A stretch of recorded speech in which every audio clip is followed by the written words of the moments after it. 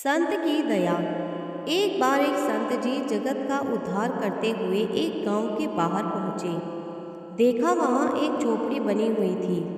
उस झोपड़ी में एक आदमी रहता था जिसे कुष्ठ रोग था।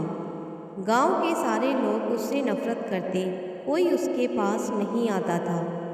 कभी किसी को दया आ जाती तो उसे खाने के लिए कुछ दे देते, अन्यथा भूखा ही पड़ा रहता। संत जी उस कोढ़ी के पास गए और कहा, भाई, हम आज रात तेरी झोपड़ी में रहना चाहते हैं, अगर तुम्हें कोई परेशानी ना हो तो। कोढ़ी हैरान हो गया, क्योंकि उसके पास तो कोई भी नहीं आना चाहता था। फिर उसके घर में रहने के लिए कोई कैसे राजी हो गया। कोढ़ी अपने रोग से इतना दुखी था कि चाहकर भी कुछ न बोल सका। फिर संत को देखता ही रहा।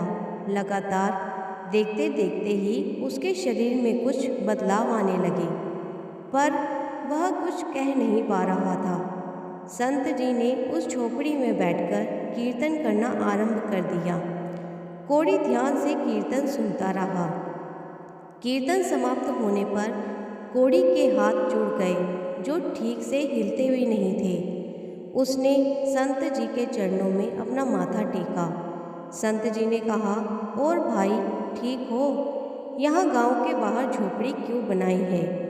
कोढ़ी ने कहा, मैं बहुत बदकिस्मत हूँ। मुझे कुष्ठ रोग हो गया है। मुझसे कोई बात तक नहीं करता, यहाँ तक कि मेरे घर वालों ने भी मुझे घर से निकाल दिया है। मैं नीच हूँ, इसलिए कोई मेरे पास नहीं आता।